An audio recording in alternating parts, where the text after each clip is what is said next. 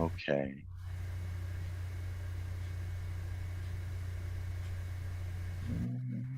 All right. Well, welcome everybody. Thank you so much for joining us this afternoon. We have a very special program for you today. We have prolific Chicago artist Richard Hunt in conversation with one of our favorite presenters, Jeff Mishur, art historian. Before we get started, I'm just going to remind you of the things I remind you of every time. We have closed captioning enabled. If you'd like to enable, disable, or change your settings, click on the live transcript option. It has the closed captioning symbol on it, and you'll be able to change it there.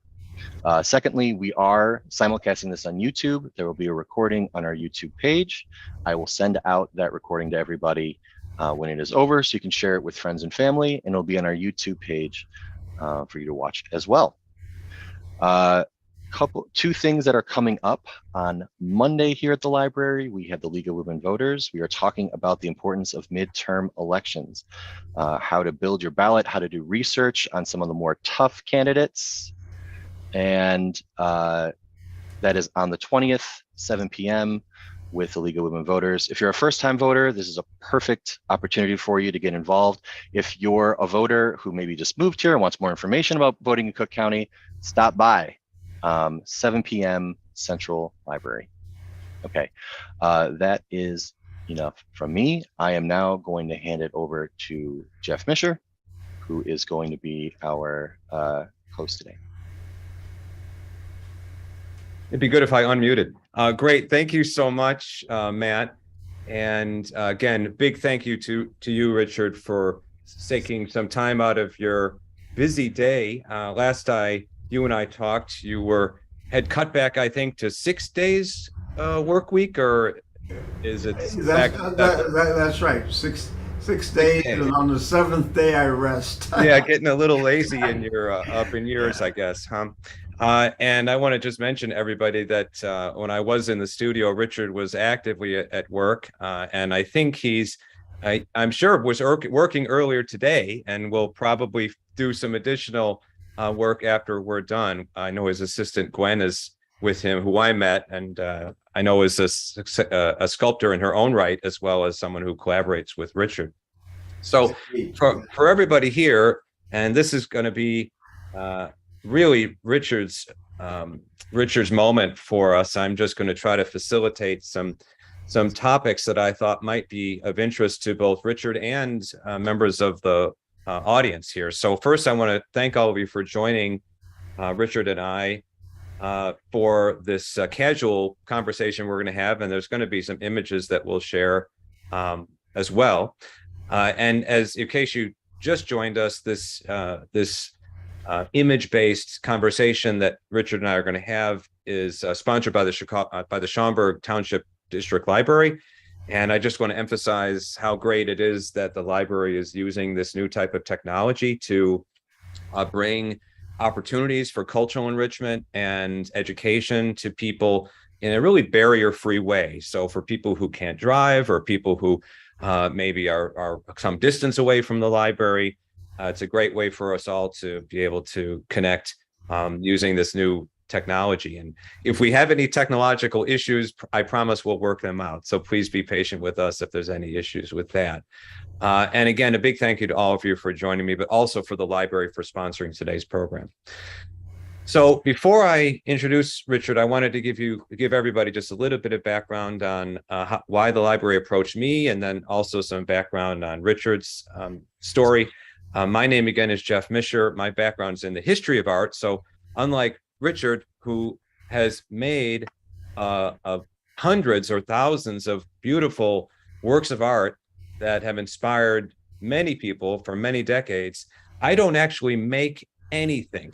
As an art historian, we don't produce work. We try to be a conduit between works of art and people who want to learn more about them, and in that way help a type of communication or connection take place between an object of art which cannot speak and a person who would be looking at it and wanting to learn more about it and thinking about it. And of course, you doing that in a verbal structure, verbal manner.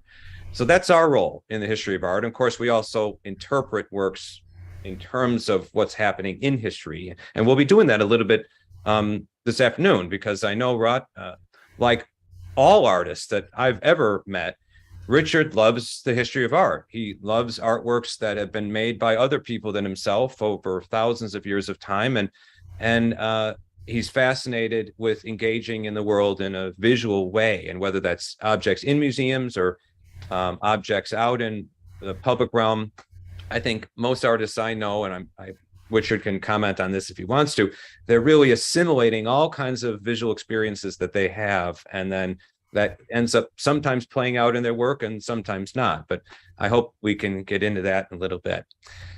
That enough said there. So I've been doing this for about 24 years, but this is not about me at all today. So we're not talking about my perspectives necessarily on Richard Hunt's work today, although I really have some great admiration, and I'm a big fan, and I'll try to keep my enthusiasm down, because I don't want to be a cheerleader, so to speak. I'd rather be more of a person making inquiries. But Richard Hunt was born in Chicago in 1935. We're going to talk about his childhood a little bit, so I won't say anything more than you're born in Woodlawn. Is that correct, Richard? Yes, it is correct. I was born in Woodlawn. Yes. And when did you move to? You moved out of Woodlawn fairly early, right, in your childhood? Right. I was probably about 5 or 6, and we moved a little west from Woodlawn to Englewood. Right. And did you have any siblings? One sister who is 3.5 years younger. She came along 3.5 years later, and like I say, a little after she was born, that the family moved from Woodlawn to Englewood, and where my parents live the rest of their life. And right. And I moved way over to the north side, where now I'm in the Lincoln Park area, where I have my studio, and we're talking from my studio. Can we talk about your studio a little bit? I'm going to share an image, if that's okay with you, of certainly, of you. First of all, this is a photograph of you with a piece that I think this is Scholar's Rock, if I remember correctly. That's true. Yeah. That's behind you, and this is a still image from a video or a YouTube presentation, I think, that the Art Institute of Chicago made when they had an exhibit of your work out on the sculpture terrace there across from Millennium Park. But right. Here it's in your studio, and I thought people might enjoy seeing you there. They're seeing you live, of course, in this presentation, but there's a photograph of you, and right. This is an image of you at work. Right. I want to emphasize to people that in my experience, sculptors tend to live a really long life, and I think it's because there's a lot of great cardiovascular activity that they're doing routinely. And so you see Richard here busy at work, and then here's a nice overall view of the studio. Richard, I thought maybe you might want to could you tell us a little bit about how you came upon this space? Yes. Okay. This space was built in 1908 as an electrical substation. That was in the good old days when there were trolleys that went up and down major streets. In this case, Lincoln Avenue, which was a block and a half away, and this building had within it alternators that turned AC current into 600 volt DC for the trolley lines, and also for the elevated train lines. In the early 1970s, the Chicago Transit Authority, as it became. When I was growing up, there was, one trolley line over here and one over there and whatever. But anyway, the consolidation of all of that, it made it possible to leave, for the Chicago Transit Authority to leave this place and build underneath the railroad, The L tracks, right? the L tracks, Yeah. To build a smaller alternating station, which is about the size of a 4 or 5 car garage. So things change, and while that's more efficient for public transportation, there was this empty building that actually a friend, lawyer, art connoisseur, David Ruttenberg, saw was available and said, "Richard, there's this place I think would be a great studio." And This is when you were, sorry to interrupt there. This is when you Sure, were no. still I forgot to mention at the start here that Richard Hunt is a graduate from the School of the Arts of Chicago. So he graduated in 1957. And I think you had been a recent graduate when you met this gentleman. Is that right? Right. David Ruttenberg, yes. And like I say, he's a lawyer, but he was he's deceased, but quite a collector of art, Yeah. and there was one of the artists' Chicago vicinity shows that had something in. He purchased something, then we got to know one another, and then he found that there was this building which was surplus property for the Chicago Transit Authority, Yeah. and turned me on to it, helped me get it from the Chicago Transit Authority, and here I am. Yeah, it's a very impressive space. If I remember correctly, as everybody can see, it has great light, and all artists want great light in their space. It's a very tall ceiling, and I seem to remember there was since it was such an industrial facility, that there was a crane that was built into the structure, or was. That's true. Yeah, the crane that goes, up and down the length of the building, and so again, that was something that when I'm working on larger pieces, having a crane to move stuff around and in and out. Something that painters don't have to worry about that for the most part. Right. Yeah.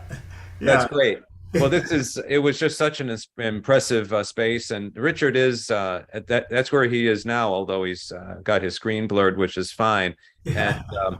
And but let's talk a little bit about an early piece, I think, if we could. Sure. And well, actually, I'm going to jump around a little bit, but I want to mention a couple of really important things about Richard's contributions to. Whoops, sorry about that. To the 20th century sculpture, and especially 20th century American sculpture. For people who are part of today's program that have seen me present at the library, I've made it clear in the past that I'm very passionate about talking about American art. And I am that way because I feel in general, as a country, there is minimal appreciation in our own country of the art of our own country.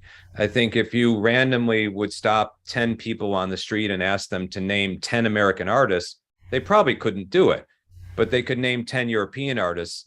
I'm talking about a generalist. They would name Michelangelo and Leonardo da Vinci and Van Gogh and Picasso. And it just, to me, suggests that there's just not enough education for American kids and American adults about American art. And so I always like the opportunity to talk about a contemporary artist as well as someone who is and has made great contributions to the art of the United States. And in case you didn't catch this earlier, we were talking about one of the public works of art that Richard made is in the Schaumburg Township District Library collection, which we'll be talking about in a little bit. But Richard Hunt has made more public works of art that are on display in the United States than any other artist. And so and one of the neat things well, let's talk about that, Richard. What do you think from your perspective? I know you have throughout your career made sculptures that are intended to be acquired by an individual collector, maybe a slightly more modest in scale, and then as well as these 150 plus objects that generally were purchased by institutions for public display. What do you see as the importance of the role of public art in particular for a country like the United States? Well, I would say that following on what's happened. Okay, so the United States is sort of recent, well, just in history, Yeah. As contrasted with European cities, countries, Japan, China, whatnot. There are these traditions of creating things, whether they serve the purpose of the rulers or the religious or whatever. I mean pieces that aren't. They could be, given a certain kind of scale. And all, could be in the house, in the church, in a place of business. But the idea of all that becoming part of, well, just the America's way of life. I mean, there were after, various parts of the country were settled and all. Then people started to think about art. They'd build a building, whether it was a church, a community hall, the city hall. The idea of some sort of adornment. Yeah. And of course, as my career developed, I started to do, from the things I did, little things that would go on a coffee table, to larger things that would be in a plaza or on walls of buildings. And Yeah. And so now my output from time to time goes from one end to the other.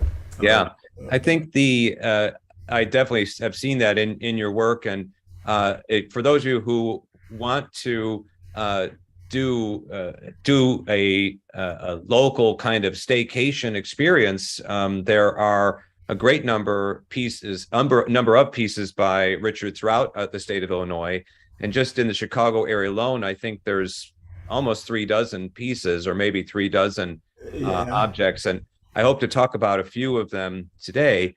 I think it's neat for people to understand that public art is, of course, fully accessible. I mean, no admission to see a museum or anything like that, and available. And of course, I think a big part of public art, and I think Richard will get into this a little bit, is thinking about the context, that it's when you're producing a work that I would imagine that when you're making a sculpture that is going to be in an outdoor space. Well, I should ask you, when you're doing something like that, are you thinking about what that surrounding environment is and how the artwork will interact with that environment? And maybe we'll put something, maybe I'll change this image for now, we'll come back to it, and just take a look, for example, at this piece from We Will. Right. That's the title of this piece, We Will, which I think is about 35 feet. Yeah. From 2005 across from Millennium Park on right near the Cultural Center there. So when you made this, you when you were given this commission and you were conceiving of the sculpture, were you aware of what the location was going to be in a detailed way? Were you really thinking about what was going to be around this? Well, indeed. There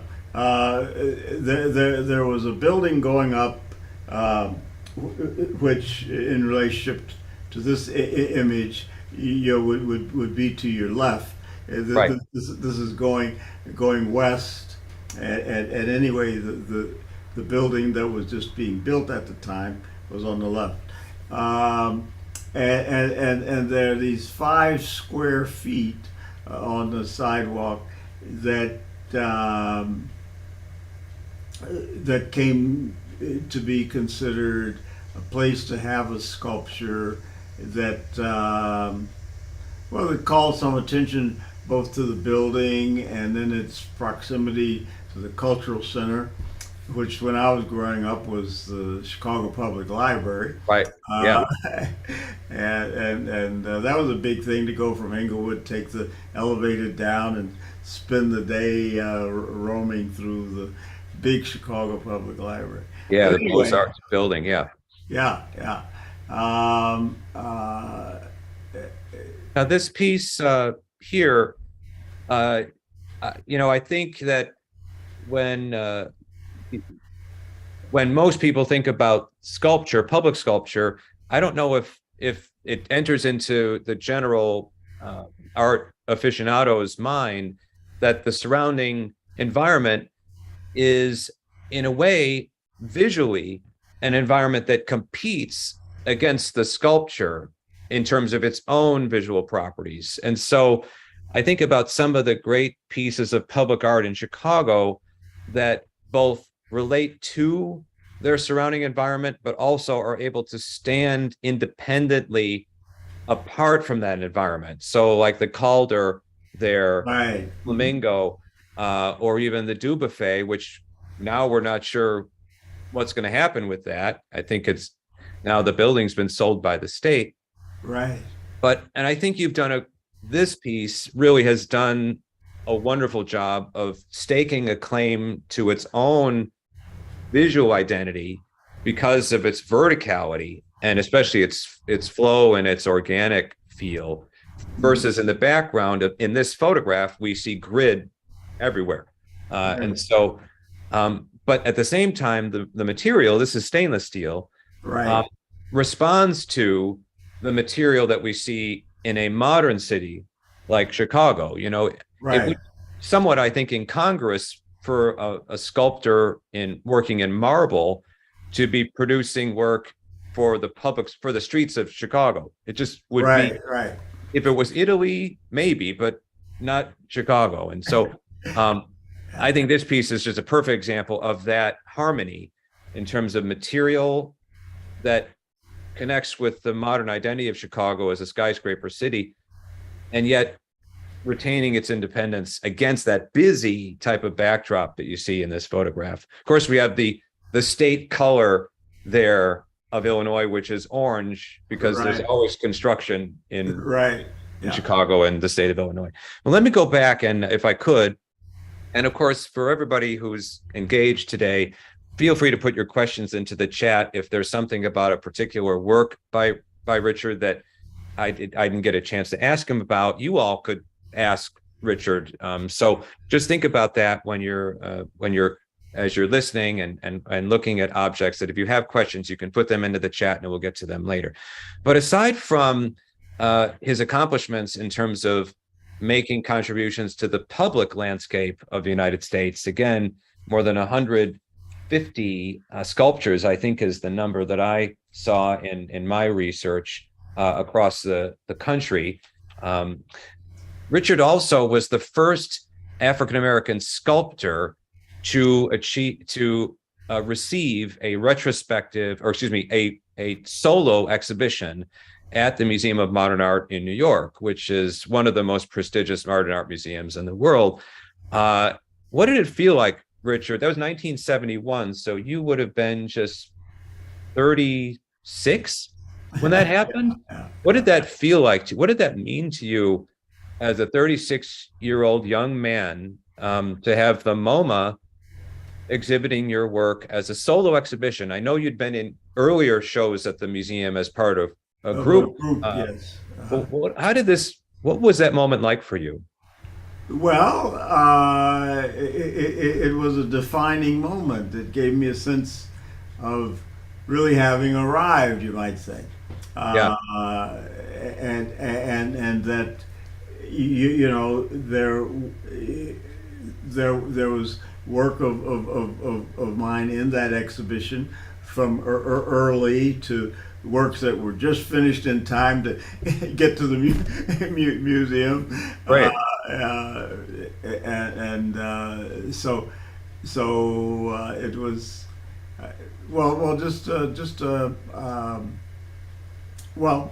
A major achievement. a Just major achievement, something that was, and of course, it created more interest in my work, right.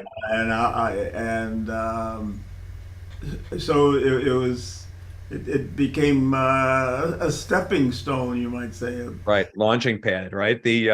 Well, I should have explained what I'm showing to folks in the audience. This is the cover, although a little dinged up, a little beaten up here, the cover of the exhibition catalog from 1971 from the MoMA show. And that show did travel to the Art Institute of Chicago after it wrapped up in New York. And right on the front of this catalog from that 1971 exhibition, solo exhibition, is one of the earlier pieces in your career. And I wasn't able to find an image of that, but I took a look at some of the images from the exhibit catalog, Right. and I came across this piece, which I think is Unicycle Built for Two from Correct. 1956.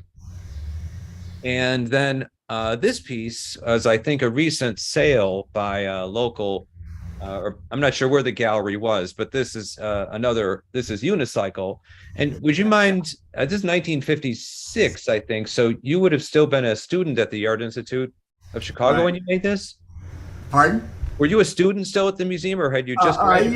Yeah. I was just,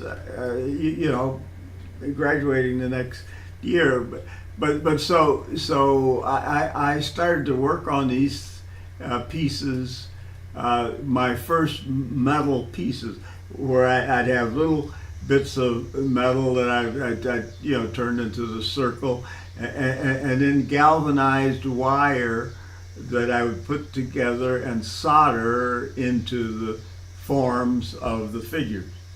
Yeah. And where were you making these when you were 21 years old, 22 years old? Yeah. Well. I was able to to go downtown to the Art Institute, to the School of the Art Institute, to the Art Institute, whatever. Was living at home, and at that point in time, we had moved to Englewood, and we're living in the 6500 block south, so I could go along Racine, so I could go to the L stop and get on down to the Art Institute. But anyway, I started, and at the School of the Art Institute at the time, most of work on sculpture consisted of modeling, a little bit of carving, but and then there was an opportunity to take a metal craft class, which I did, and that got me into doing a little soldering and building up these figures in metal. So moving away from clay, or wax, which would have been in the sculpture classes I'd taken up until my last year, it was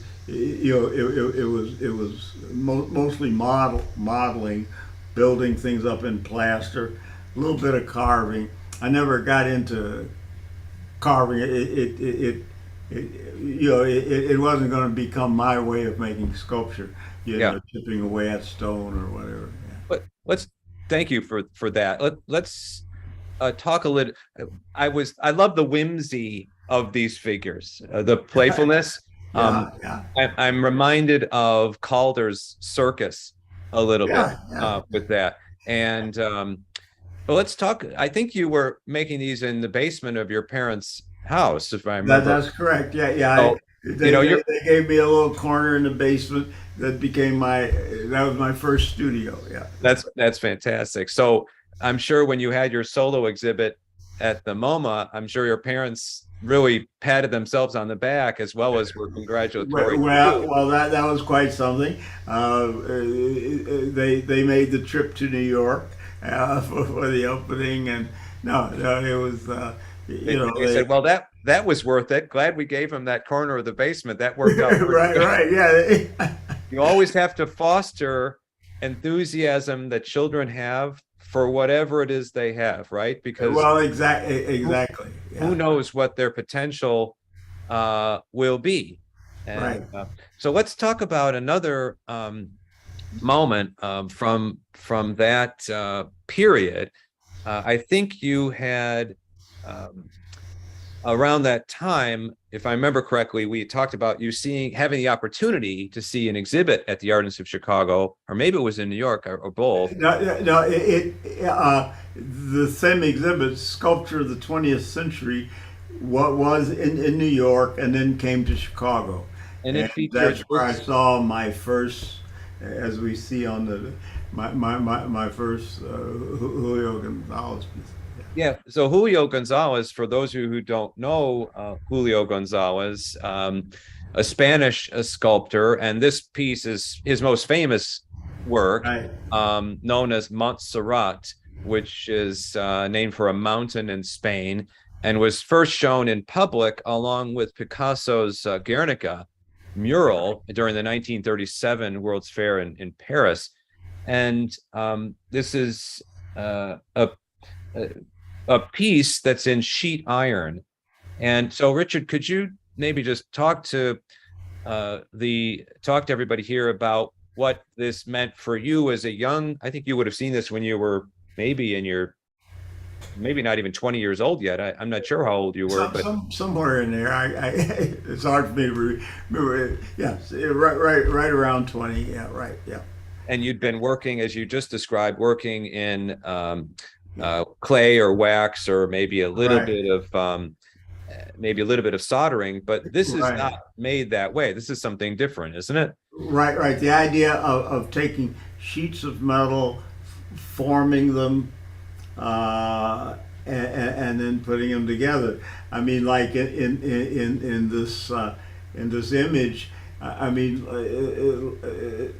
like the woman is holding the baby, and there are these strips of metal, turned just slightly to create the sense of the cloth, covering the baby, and the larger elements, doing the same thing, but a way of hammering out shapes, welding them together.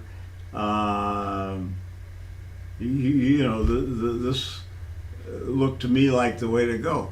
Yeah, kind of the wave of the future, right? I mean, a new, Well, yeah. in a sense, we're thinking about the 20th century. This piece is 1937. Your work is 20th and 21st century. And in a way, we think of the structures, I alluded to this earlier, that surround us are steel frame structures almost Right. all the time. And so the media of the past, the three-dimensional media of the past, wood, marble, bronze even, really are rooted in urban areas that are much, much older than the cities of America, for the most part. Indeed, yes. And what I found interesting about this piece is, aside from being named after a mountain in Spain, the figure we see is from human nature rather than from nature itself. And she Right. does have this strong vertical power to the figure. And it reminded me of the first piece that the Art Institute acquired by you, which is titled Warrior.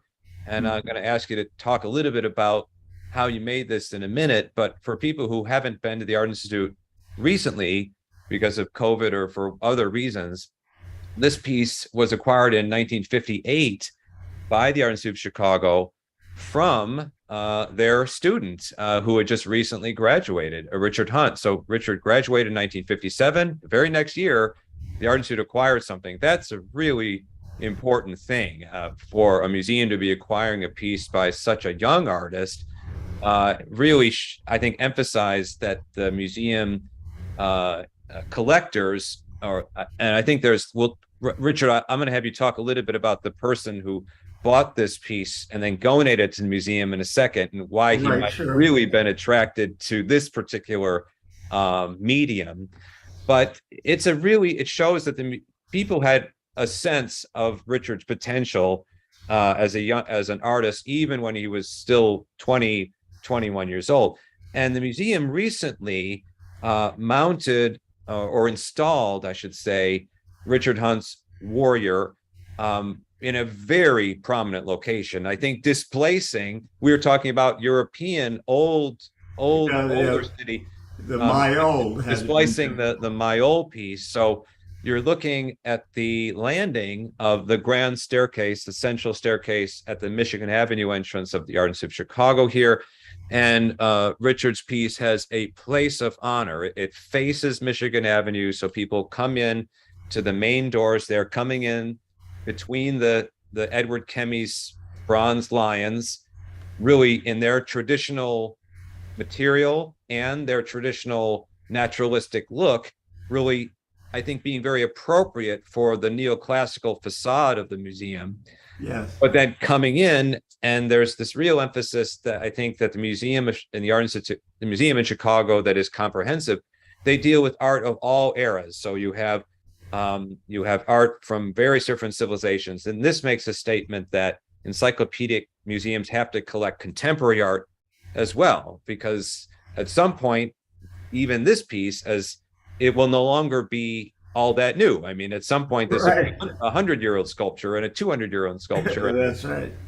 But tell, if you could, I think maybe this is maybe the best view, and I'm happy to zoom in if you want, Richard, at wherever you might want me to do that. But could you tell the audience what this is made from, and how you found those that found material? Right. Well. For one thing, this is made largely out of material. The figure itself, those material from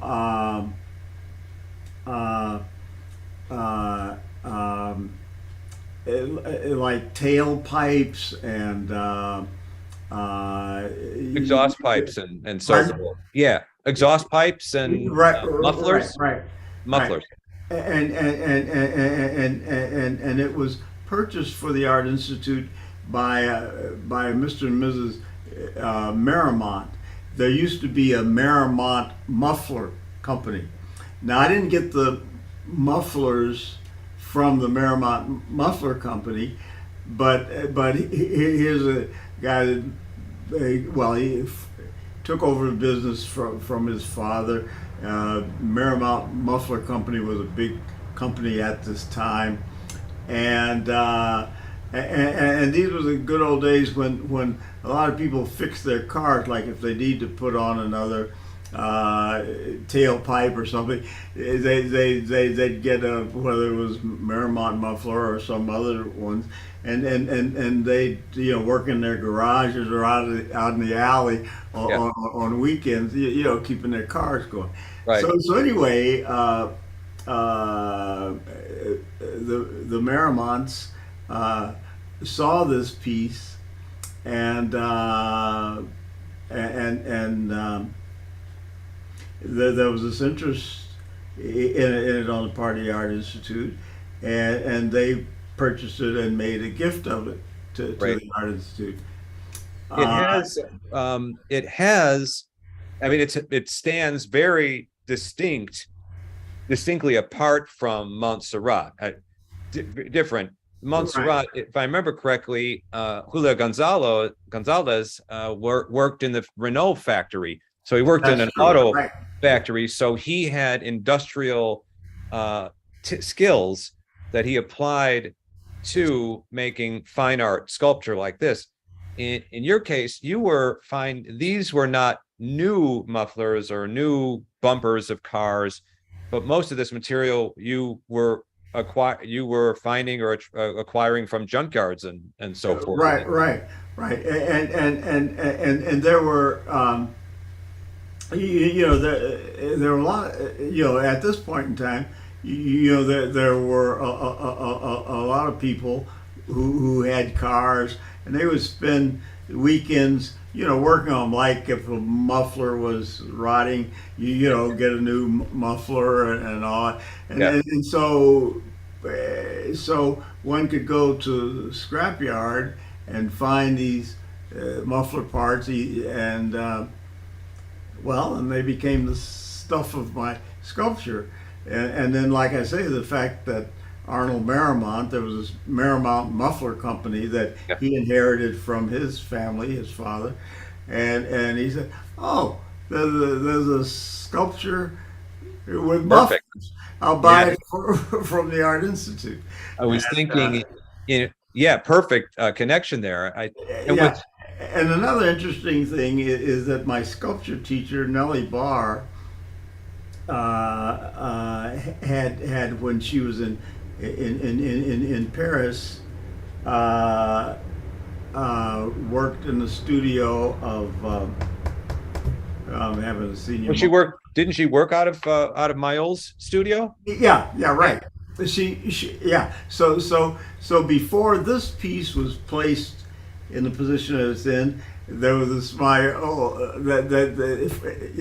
so my sculpture teacher came over here after working in his studio, and I learned to sculpt from her. Before this piece was placed where it was, there was this Mayol there for some time.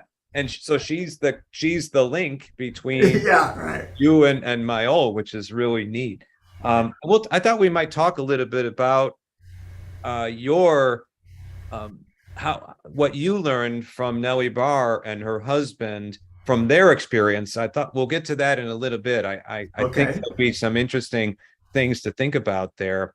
But from the point of view of the audience, I should just clarify that when Richard was making these objects, really, especially this one, in terms of what we looked at so far, he's really engaging in a dialogue that's very much an innovation of 20th century sculpture. And that's a type of sculpture process that is really unprecedented in that it doesn't take an existing object and reduce it down, which is what we think of carving. So you start with a giant Michelangelo's David, right? We start with a huge block of marble. Right. We subtract material, or doesn't take really nothing, but then build up into an object. So that's where Richard was talking about clay. So you're building up out of soft material. And of course, the advantage of that is if you make a mistake before you cast it or whatever, you can tear it up and squish it, start all over again. But this piece is not modeled. It's not modeled out of something soft. It's not carved. It is built. It's assembled in a way for people that want a very familiar type of context for this, although it comes after your piece, would be the Picasso at Daley Plaza, which is an assembled or built, constructed form. And in a way, very much, again, in line with the way buildings and cities arise in Chicago and other major American cities. They're constructed. These are buildings that are built out of steel frames. And so it all really, I think, is contextually in sync. But let's take a look at, so it's really a 1950s example of upcycling. I mean, we're very progressive there. Taking something that you were saving the environment and then using that material to to repurpose that into, and what a great definition of creativity that is, to be able to look at something that was made for an entirely different purpose, made for automobile parts, Right. and then in your mind, in your imagination, decide, how could I take that and give it an entirely new purpose and a new life? I think coming out of the Dada tradition, especially, there's that idea with Duchamp and the ready-mades, Yes. But let's shift over to the library piece quickly here. So first, for people who are engaged in today's program that are not patrons of the Schaumburg Township District Library, this program was sponsored by the library in Schaumburg because in what do we have here? I think it's 2002, the library board of trustees purchased this Richard Hunt, I think this is bronze piece, You're right. 9 feet by 5 feet tall, called Open Book. And we didn't talk much about Richard's childhood, and I think there's a connection here that we should get into. So I know, Richard, you had told me that your dad was a barber, and your mom was a beautician, but then she transitioned to another career, right? Right. Yeah, working in a library, in the Chicago Public Library. Yeah, right. So as a result, were you and your sister really introduced as children to the Chicago Public Library? We talked about the main branch downtown, which is now the Cultural Center and so forth. Right. But also there would have been a branch nearer to you and so forth. So is there something about your work, because you've done a number of pieces for libraries, and we'll wrap up today by talking about your contribution to the Obama Presidential Center, which again is library related. Right. And I thought, was there something about your experience of libraries as a kid that you wanted to, or you're thinking about maybe reading in general, that you wanted to express in a sculpture like this? Well, yes. As a matter of fact, that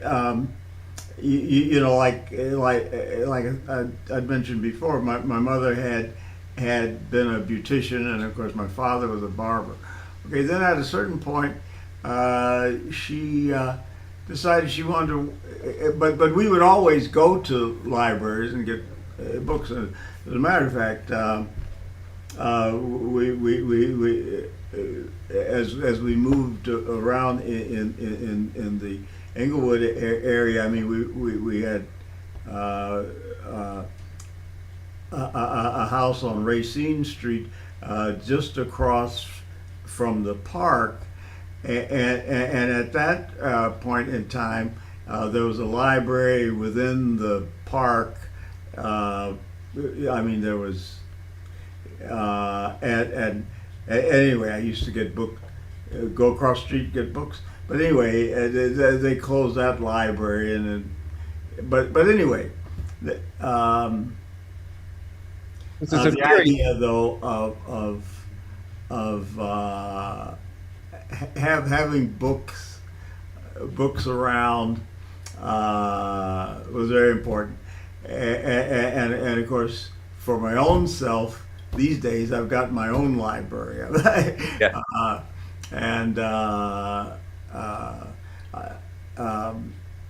This work seems to be really very uplifting.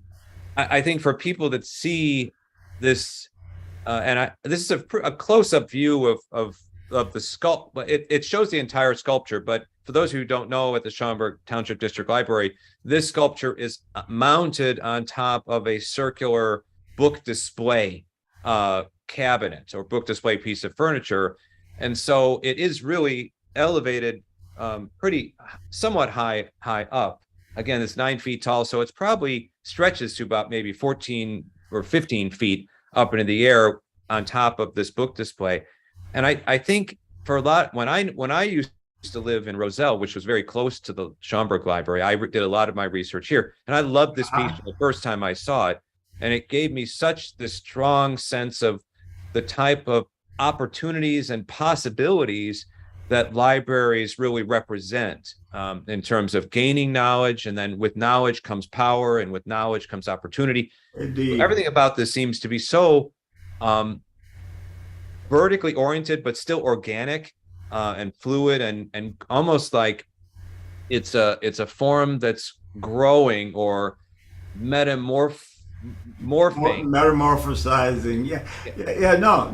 That's you're right on. You're right on with that. So I think there's a real strong connection, and maybe between what libraries represent today, and certainly for you when you were a kid, and the sculpture that conveys that type of freedom and opportunity and almost limitless type of exposure to knowledge.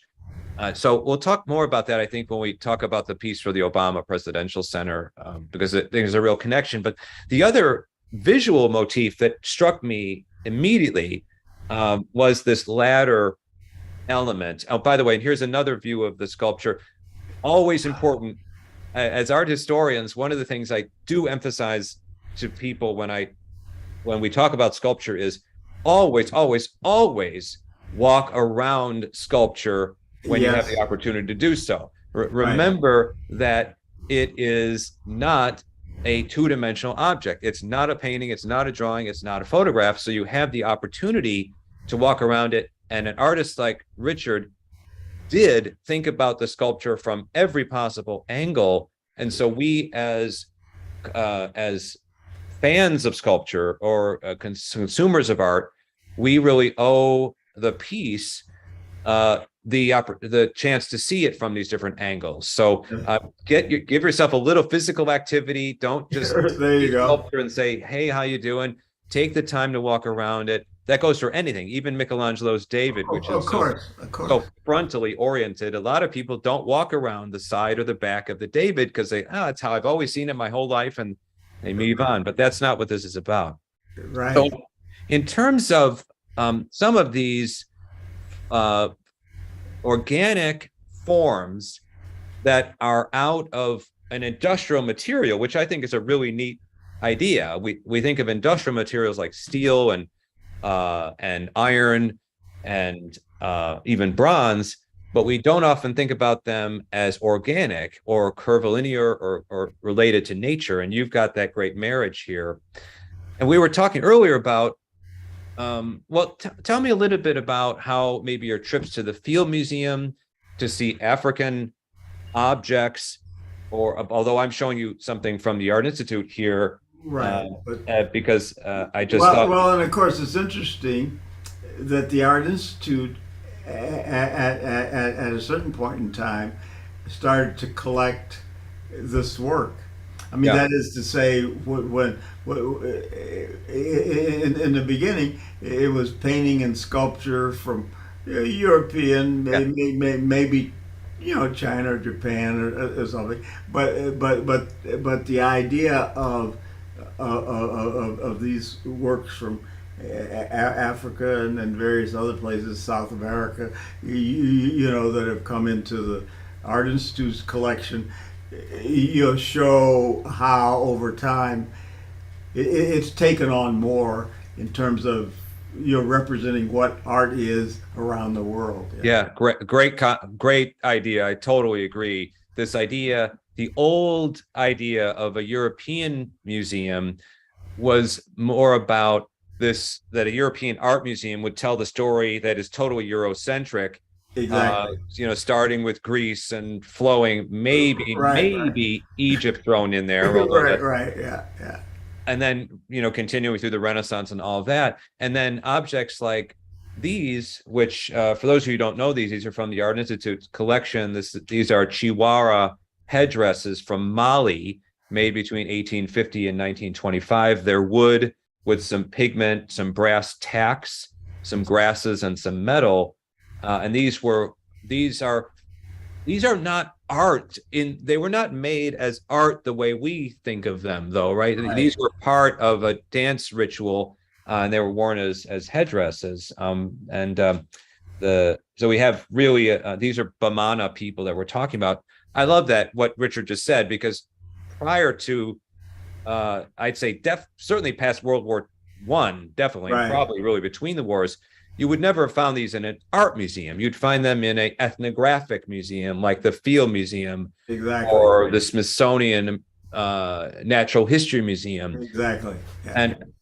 And what Richard and I were talking about earlier was this moment really happened because artists really, I think, led the way. Artists who like Matisse and Picasso, who saw African masks, for example, in Paris at the Graphic Museum. And so when Richard and I were talking about, we thought we'd just share with you maybe a piece like this, which is by Jacques Lipchitz called Figure. This is circa World War I, I think, that shows how early 20th century sculpture and painting really took great inspiration from the art of so-called non-Western, non-European cultures. So Richard, I don't know if that makes sense to you. This example, do you think shows that? It certainly does. Yes. The point I wanted to make here is that I think so many people who are fans of Impressionism are well aware of the relationship between Japanese art and Impressionism. I feel very much the same way about Cubism, and this is kind of a Cubist sculpture in a way, and the art of sub-Saharan Africa. That if it wasn't for the art of Africa, there might not have been Cubism, although I guess Cezanne plays a role there too, definitely. But just like if it wasn't for the art of Japan, there probably wouldn't have been Impressionism the way it panned out.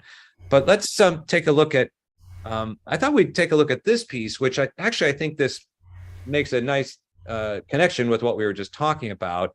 This is a work that the Union League of Chicago has in their art collection. For those of you who don't know much about the Union League of Chicago, they have a very impressive art collection at that club, and they are supporting contemporary artists as well. And I believe, Richard, you were given an honorary award by the Union League Club of Chicago and given a Distinguished Artist Award, which I think is a lifetime membership in the club. A lifetime membership goes along with that award, and I made a donation to the club of a work of art. And is that this piece, or is it the other piece they have there, the work you donated? Let me show you, because the other piece looks like, sorry, it went out of order. This is the other piece they have in their collection.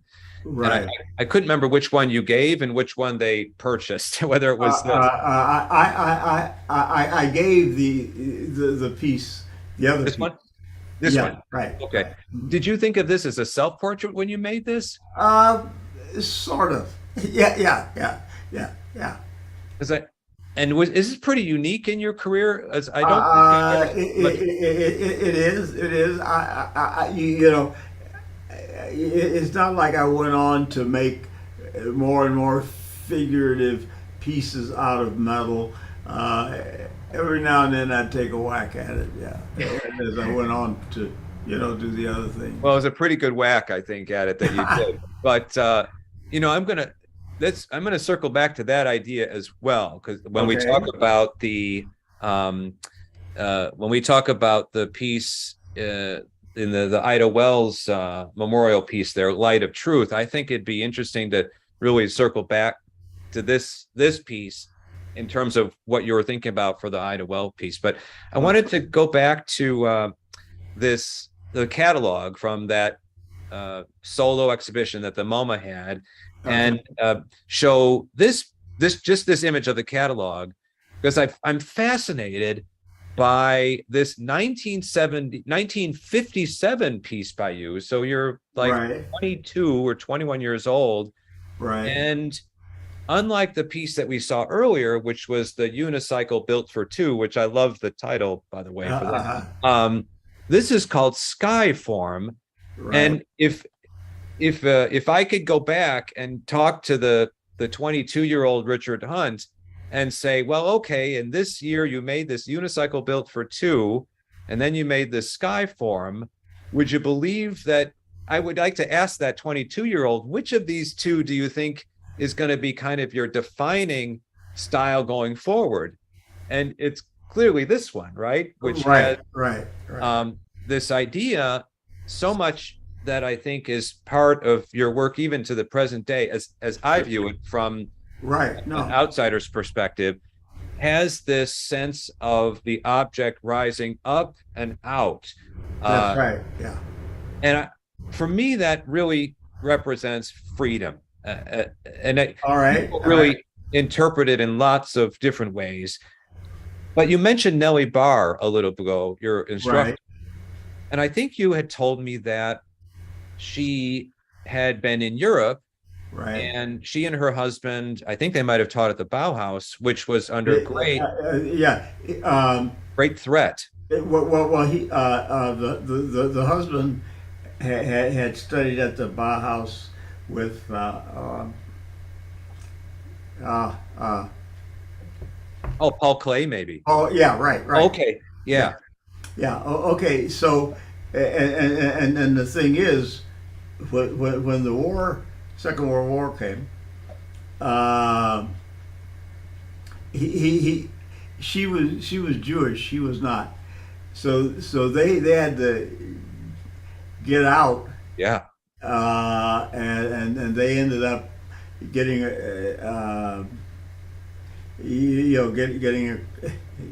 getting over. Actually, they got out and ended up like in South America, and then there's this group in Pennsylvania. I'm just forgetting it right now, but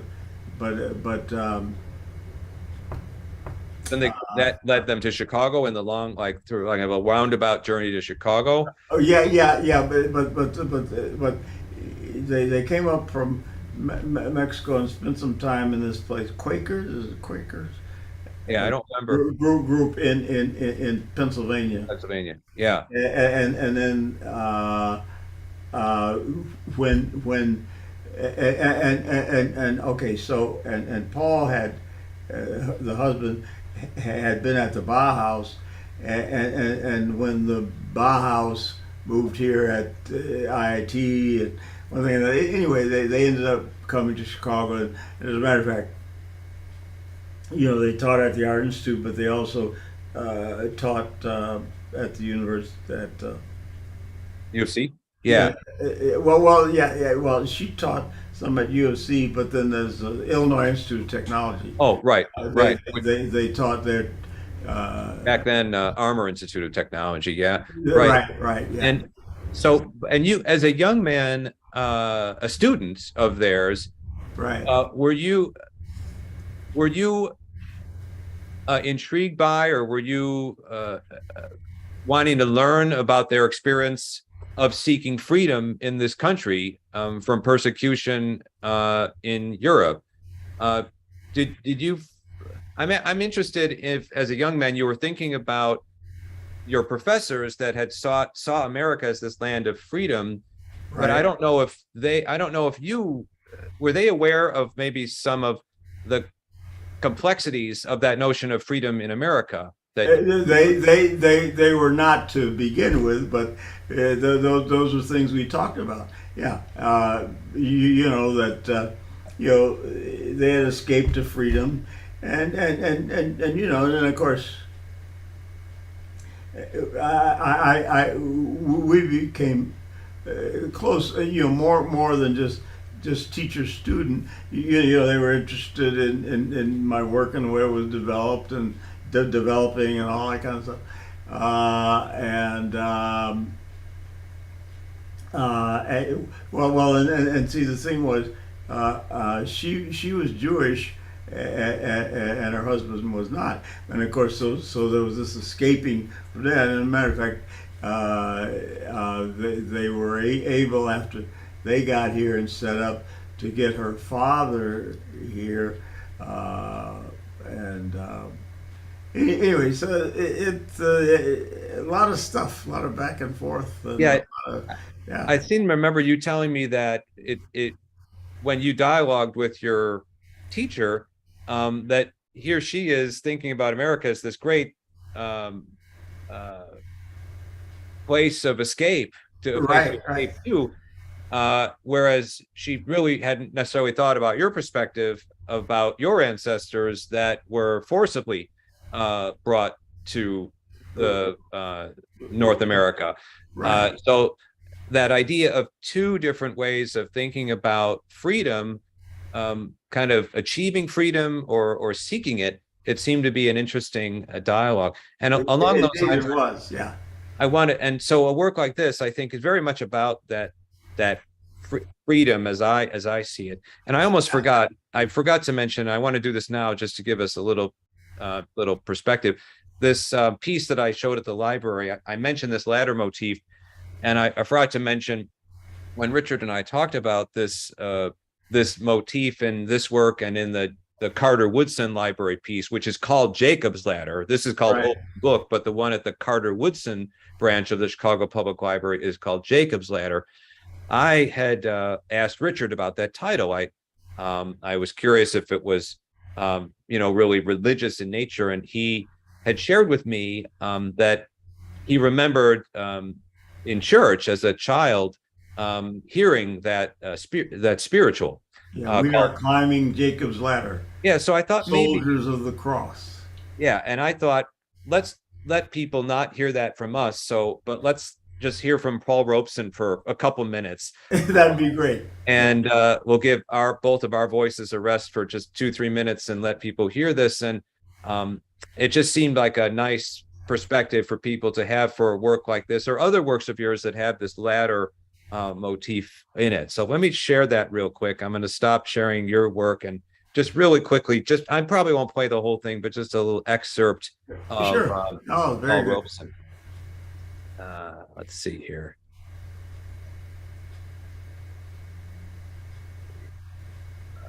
There we go. All right.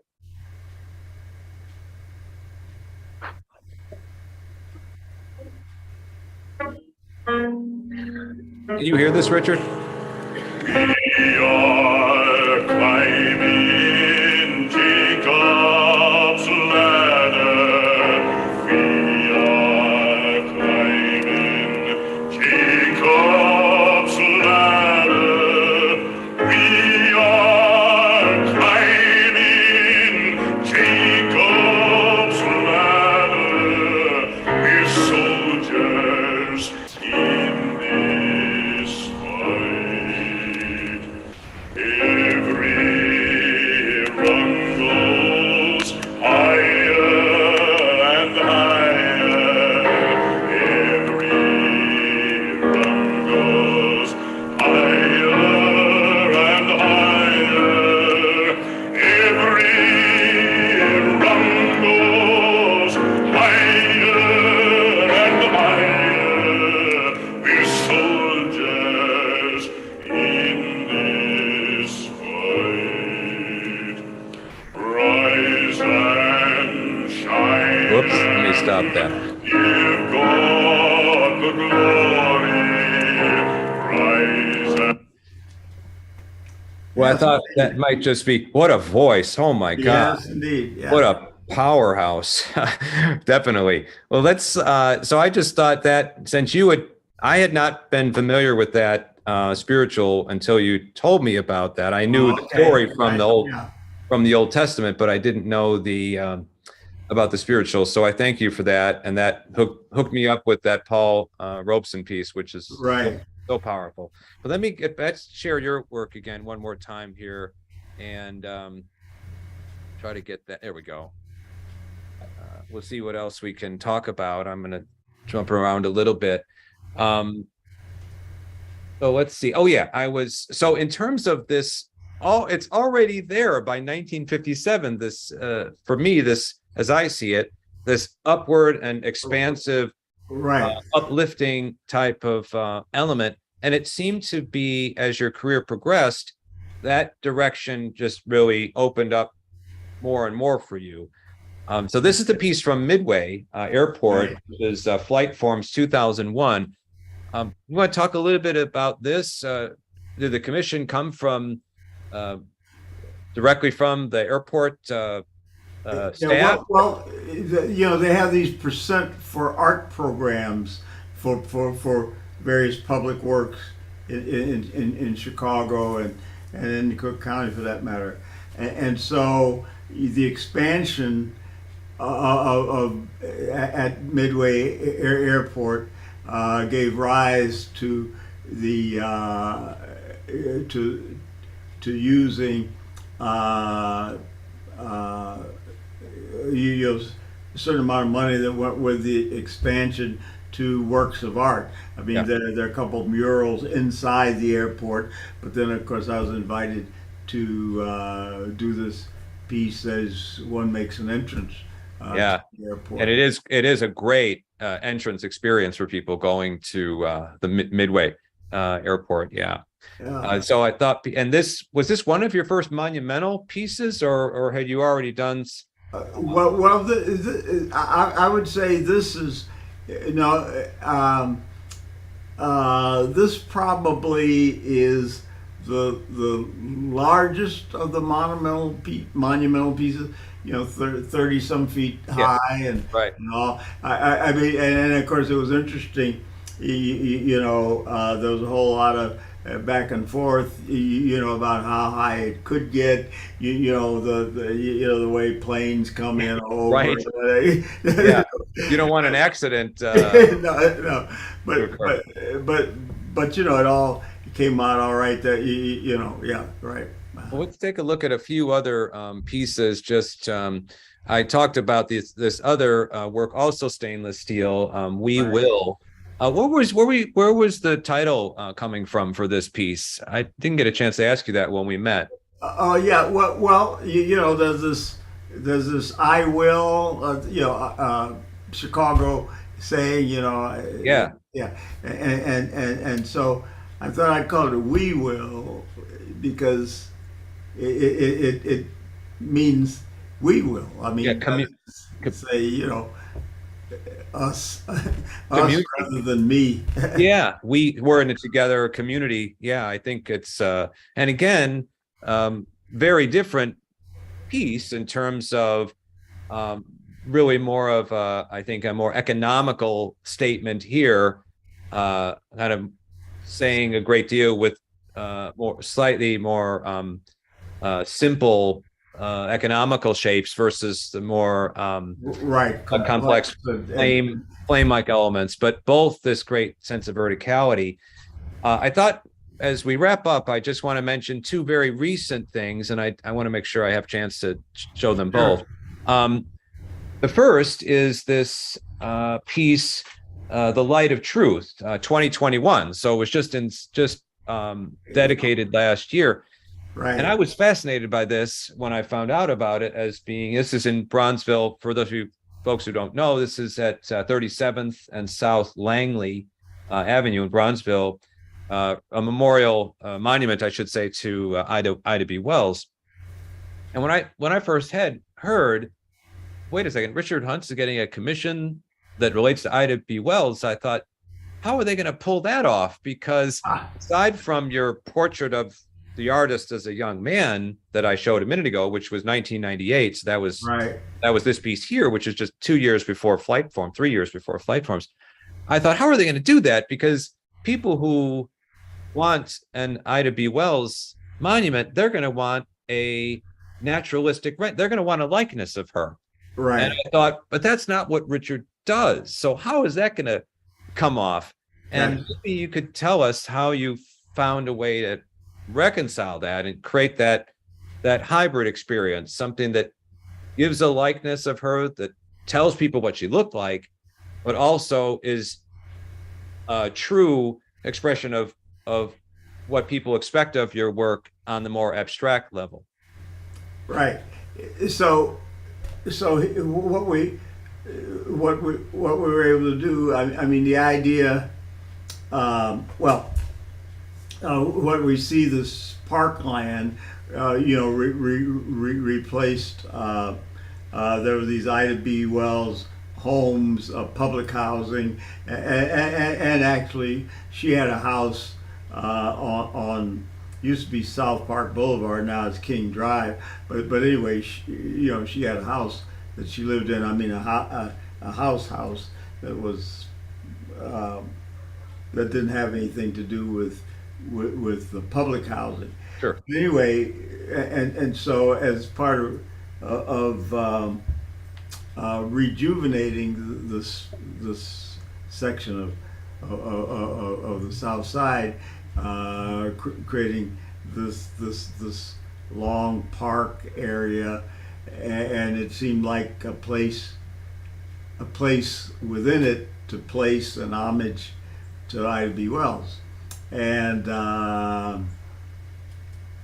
so there's this base that allows this ladder that references we're climbing Jacob's ladder and on up and over, and then at the bottom there are plaques, some with quotations, and then with her image. So you get a little bit of everything there. I mean, so obviously people walk through it and can look at her, read about her, and then from a distance there's this sculpture that kind of rises up. Yeah, Takes place. I mean, it is such a wonderful blending of the two traditions really here in public sculpture, that a lot of public sculpture is portrait sculpture. Well, I remember hearing there was one alderman who was particularly upset in the 1960s when the Picasso was going to go up, and he complained about it and said he wanted a statue of Ernie Banks instead. You remember that? No, that was right. Well, I should say I read about it because but I remember it. I was I was there when they had the unveiling. Yeah, right. Yeah, I would have been 2 or something. Oh, okay. But but we share the white beard though, so we're all good. But so this so you were only 2, but we both have white beard now. You yeah, right. All right. So I think it's just a great blending of this what people expect of a likeness or a figurative element, and you're right there at the ground level, so people are kind of grabbed by the quotations and the image. And you found an outfit that could take documentary photographs of her, and somehow produce them in, is this bronze that? Bronze bas relief. Yeah. And it was I imagine a computerized process that. Exactly. Yeah. Yeah. I just think it's a great hybrid or blend of these two aspects. And this is the wonderful upper section of the Light of Truth. This is 35 feet tall, and here's you. And this looks like it's all being assembled here. Right. A crane is bringing, and actually this is neat because we zoom in on Hugh here, and we'll see the ladder element really quite prominently featured as it's being lowered down on that. Right. And then before we wrap up, and I know we're going to take some time for questions, for those of you in the audience that don't know this, Richard's over the last few years, not only is he as prolific, if not more prolific than he was earlier in his career, he's very busy at work 6 out of 7 days a week, but also really getting some much deserved recognition. Earlier this year, Richard received an award from the Art Institute called the Legends and Legacy Award. Again, congratulations to you, Richard, for receiving that. Thank you. And really a wonderful, I think, gesture towards acknowledging Richard's importance in Illinois and Chicago art, but also world 20th century and 21st century sculpture. Richard was honored with a commission for the soon to be opened Obama Presidential Center. And this is an artist rendering. This is not an actual photograph. As I understand, the piece hasn't been installed yet, but it's an artist rendering that shows the scale of what will be Richard's piece at a new branch of the Chicago Public Library that will be at the Obama Presidential Center. And let's see, if I remember, I want to make sure I get the title of this piece. I'm trying to remember it. I'm thinking of the Art Institute piece, which is Open Book, and this is a different title than that. I don't remember off the top of my head. I have to say I don't either. You remember? Bookbird. That's it. Okay, right. So let's take a look at your. Is this a maquette we're looking at? Yeah, right. Mm-hmm. So could you talk a little bit about how this commission came about? And then I thought we'd wrap up before we take some questions. I'll show a short video that shows the conversation between you and Barack Obama during COVID. So it's a virtual conversation. And then we'll go to some questions. But this is a great, really wonderful connection back to the Schaumburg project that we started with. Yes, indeed. Yeah. So how did this commission come to you, and what really are your goals for with this piece for the community, for the people that will encounter it? Because you're really going to have a really broad spectrum of people that will be at the Obama Presidential Center versus say at the Art Institute of Chicago or right. Yeah. But no, the idea though is that this opening book allows ideas, whatever, to fly. It's the word turning into something more than the words. Like possibility and the possibility, expansion, imagination, right? Yeah, right. And it's I can't wait to see it. You know, what the scale is going to. What are you thinking the scale is going to be? Somewhat more intimate than it looks like it from this. It looks like it maybe would be 10, 12 feet. Yeah, it's around there. Yeah. Okay. It's a little bit more intimate in scale than the pieces we've been talking about. Right. Well, how about if I close with this? I'm going to show just this. It's about a 5-minute clip, and then if you have some time, Richard, we'll. Oh, sure. That's okay. We'll do some questions, and I'll start to take a look at what's happening in the questions. But let me stop sharing this. Oh, I do have one quick quote from you. I forgot. I wanted to include this quote from you, which the Union League Club of Chicago featured in their bio from Richard here from 1966. So before the Picasso was even installed in Chicago, Richard stated in an exhibition flyer for a show of his at the Notre Dame University Art Gallery, "It is my intention to develop the kind of forms nature might create if only heat and steel were available to her." I love that. I think it really encapsulates what you were thinking about your work then, and I think it's still pretty relevant and appropriate. Well, it is relevant. I've sort of followed the same basic path all along. Yeah. Right, but experimenting with different materials and forth. Indeed, right. Yeah. Stainless steel, some bronze. Yeah. I mean, at a certain point, the things that one can come to use in terms of working with metal. Improvements in some of the basic tools, and then new discoveries about ways to weld and to heat and bend and so there's this ability that comes along with with innovations. I mean just like was in so many areas,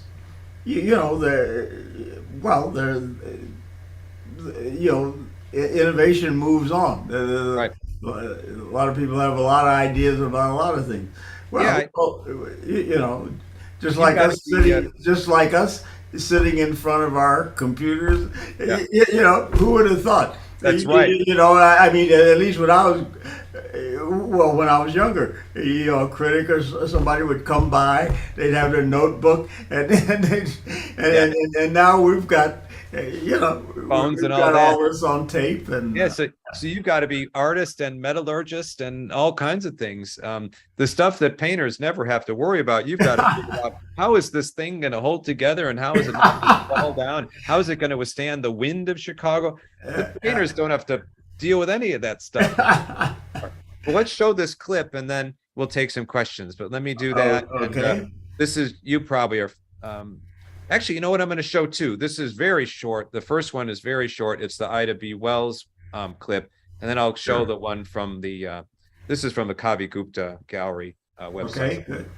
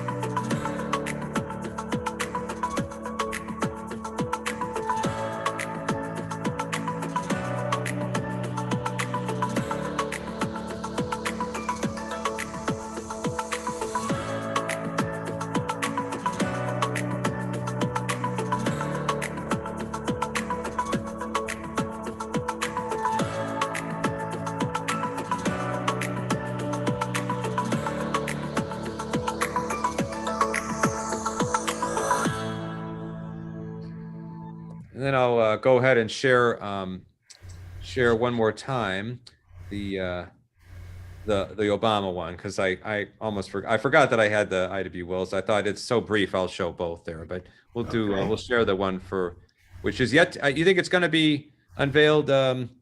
What, at the time when they open the presidential center? It'll all be timed together. Right. Yeah. Okay. I didn't know if it would open up sooner or not, but let's go ahead and play this. Okay. I think all of us are shaped and changed by art as we grow up. You know, it starts with our earliest memories. As time goes on, there are obviously iconic images that become part of your understanding of the world. And I think that's something that, you know, we want to make sure we are honoring in the process of designing and building the presidential center, because we want kids on the south side of Chicago or the west side of Chicago to have access to art and to understand that they too are art makers and that they can create amazing work. Part of what makes Chicago a world-class city is its cultural and artistic institutions. And we hope that the Obama Presidential Center will be viewed as part of this amazing tapestry of institutions. We want to be a living, breathing center of activity and a place where people can gather and learn and debate and connect and be inspired. And art does that. And so we're really excited about the incredible number of artists who've expressed an interest in working with us. Mr. Hunt, what an honor to be with you over Zoom. Very good. It's great to see you. Well, and vice versa. And I'm so glad, you know, that this is a possibility for me. Yeah.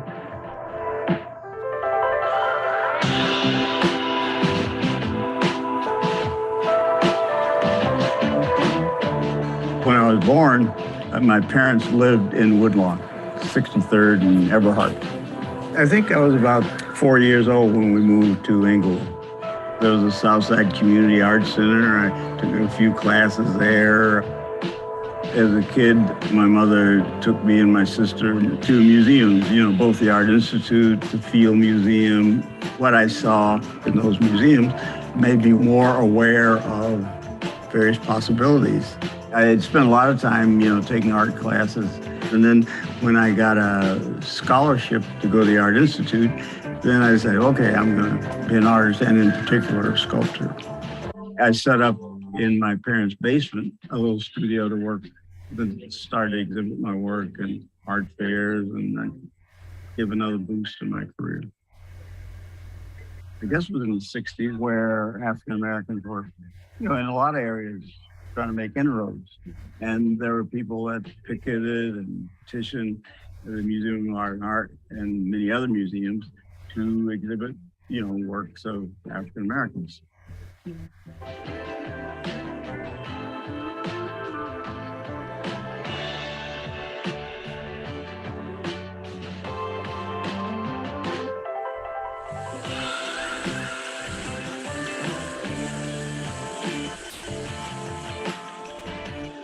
It's just beyond the area where the Ida B. Wells public housing was. The concept was to create a sculpture of some scale and, to be somewhat impressive. There's 3 columns that come up that support the sculpture. And then within the columns, plaques that have images of her and some of her choice quotations. I've been a huge admirer of your work for a long time, and Michelle has as well. To have one of the greatest artists Chicago ever produced to participate in what we hope is an important cultural institution for the city and the South Side, it feels like a pretty good fit to me. When I was approached by the Obama Presidential Center, I was delighted. It's a real honor and a privilege to have this opportunity. The piece for the library is an elaboration from a piece that I did for an award to supporters of the United Negro College Fund. So it's a book, and it opens up, and there's a bird that comes out singing.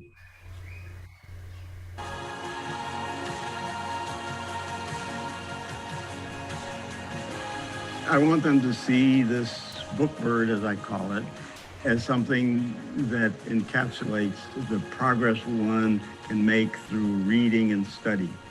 This book bird helps you to take wings yourself. It's a beautiful image. Richard, I will tell you that, it immediately spoke to me as a powerful image that fits the space and is a message, obviously, that's consistent with what we're trying to do with the Presidential Center generally and the library in particular. It speaks to the space in a way that would be compelling to visitors and to the residents of the community alike. There are a range of possibilities for art on public buildings or in public places to commemorate, to inspire. I think art can enliven and kind of set certain standards for what's going on in and around it and within the community. Now, here within Woodlawn is this world-class place that kids can go to.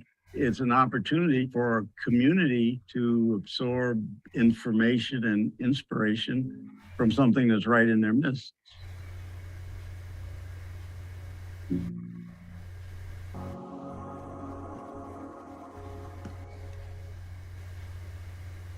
All right, great. Richard, I hope that came across okay. It certainly did. We'll just take a couple of questions if that's okay with you, and we'll let you get back to work because I'm sure you're busy working on sculpture. I know you're busy when I went and visited you a few weeks ago, and I hope to come back again if you'll have me. If hopefully I was behaved. I was a well-behaved, well-mannered guest when I was there. Yes, indeed. So, actually, Matt wanted to. Actually, Richard, when Matt and I were getting started, the 3 of us, Richard, Matt, and I, Richard was curious what people's thoughts were of his piece at the Schaumburg Township District Library. So. Before I start asking Richard questions that are coming from the audience, Richard would like me to ask the audience what comments or thoughts or first takes on the sculpture that you'd like to share with him about the piece of the library. So if you can put some of those thoughts, your own reactions to the piece, maybe when you first saw it, into the chat, I can share those with Richard. That'd be great. But in the meantime, actually, we already have some answers to that question. I wasn't paying attention. So, Richard, one person said, Olga said her first thought when she saw your piece at the Schaumburg Library was books feed the imagination. Books feed the imagination. Okay. So, Okay. Carol Pye said, well, that's a question. Looks like that's the one, but somebody else said that your work to them feels like an expression of power and limitlessness. Another person said, with knowledge, you can grow upward. But I did have some questions. So someone asked you, Richard, what do you like to do for free time or enjoyment or relaxation? I spend a fair amount of time listening to music, mostly Baroque music. Handel's my favorite composer, and but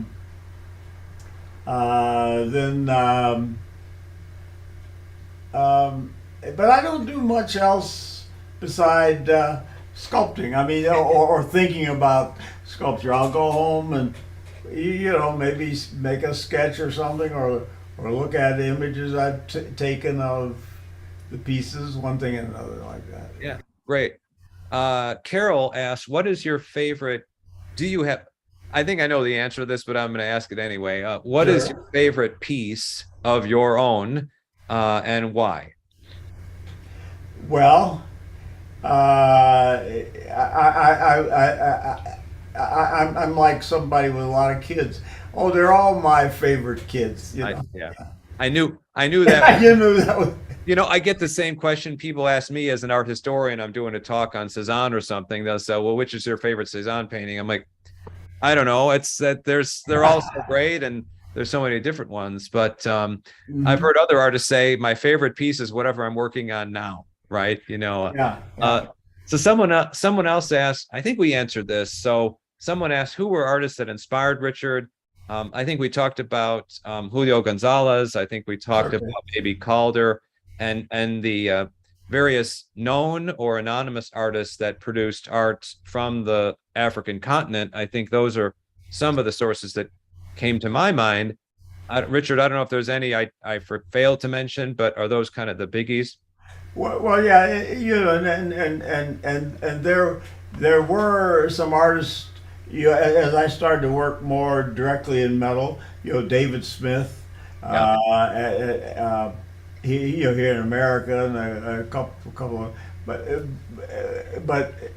I mean, one of the things though too, for me, once I got into it, was to discover ways of making things that were well different from the way David Smith say approached it or whatever. Yeah.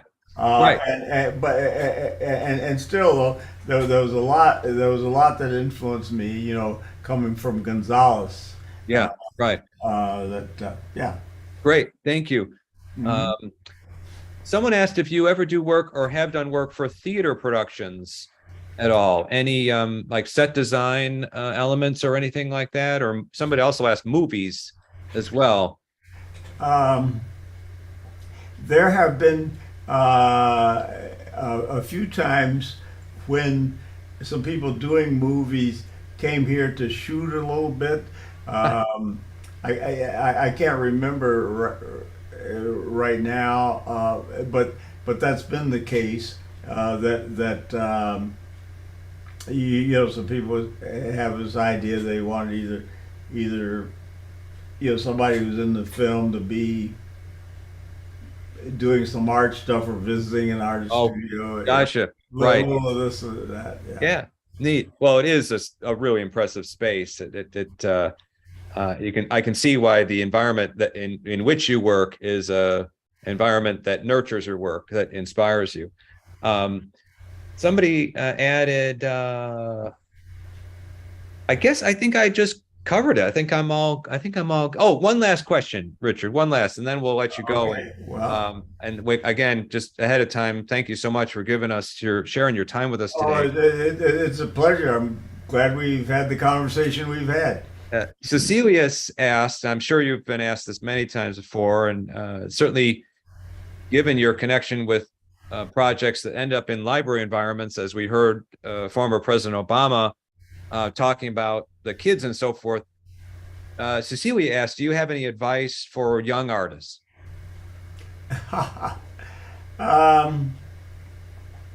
Well, I mean,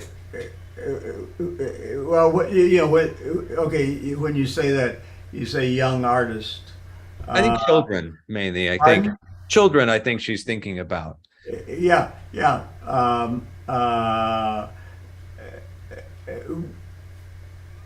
Well, I mean, okay, children as artists. Are we talking about children who will become artists? I don't know. She didn't define. No. I'm just saying though. Oh, sorry. You know the fact that you know maybe children. Well, maybe their parents will bring them home some crayons and something, or in school, or, you know, whether it's kindergarten or I mean, there are all these opportunities to do some kind of art. Now whether you know, obviously there are a lot of children who are going to say, "Oh, I'm glad we're out of the art class," you know, because they want to go on to something else or something else. She was thinking about children who might want to be artists. Like, what would be advice for budding young artists? I think. Well, yeah. But I'm just saying.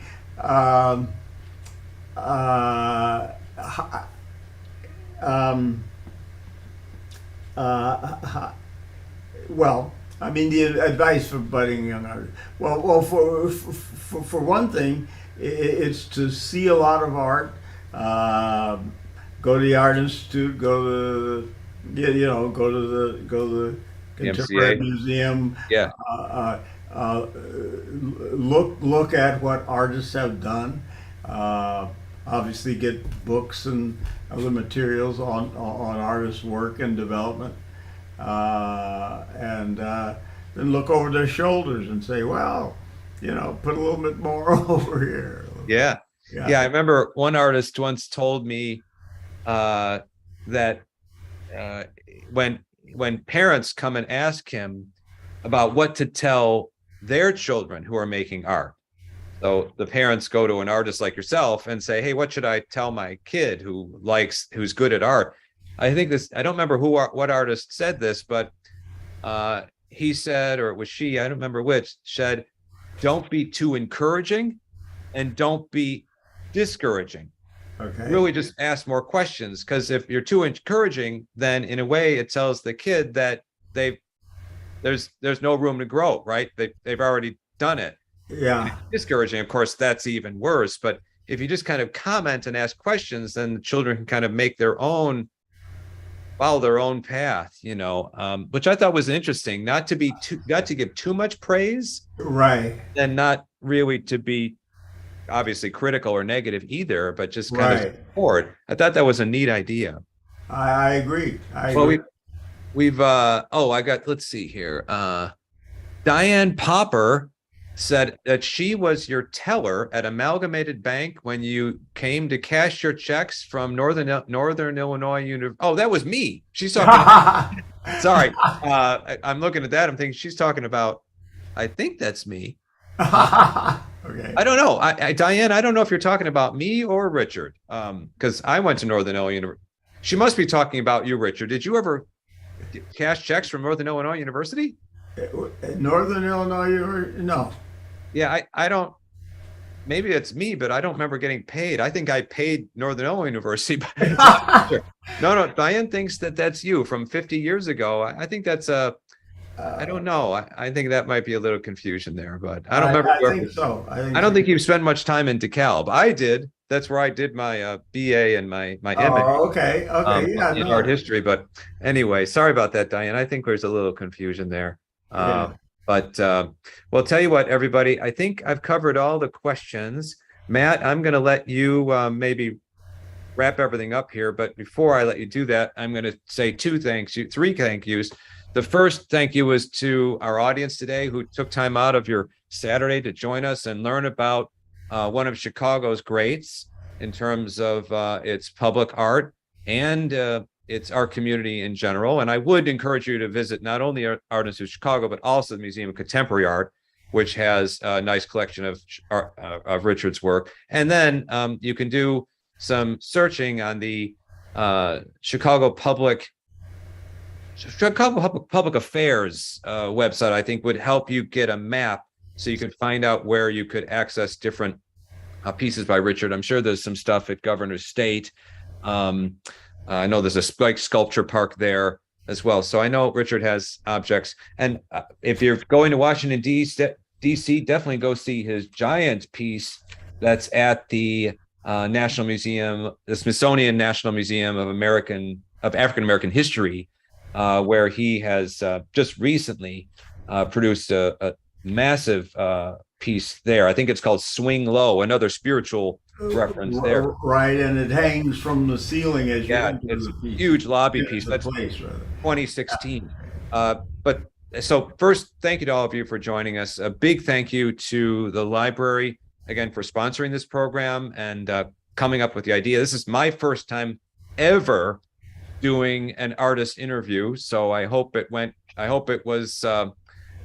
the same old for you, Richard, because you've probably done it. No.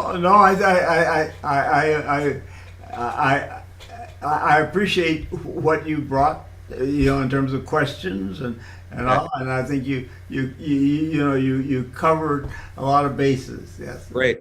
Yeah, I think you've probably done 1,000 interviews. So if I asked one question that was moderately fresh, then I'll consider that a major achievement.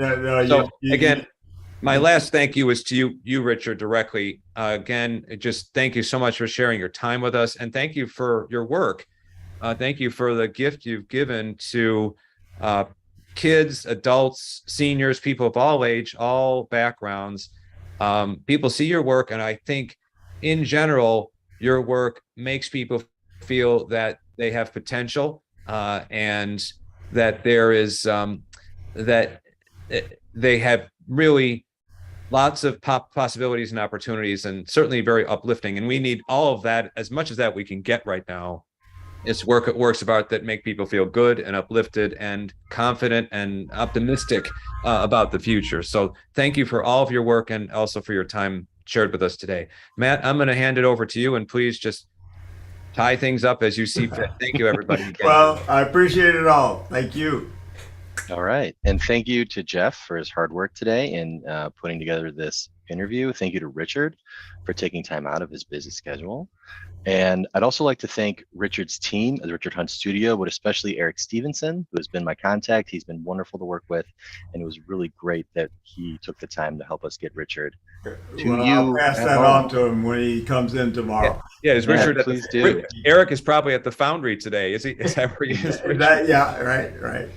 Great. Yeah. Well, thank you to you at home for joining us. Thank you to Richard and Jeff once again. This recording will be on YouTube, and I'll send that link out very shortly. Have a good rest of the afternoon, everybody. Thanks for joining us. Yeah. Keep up the great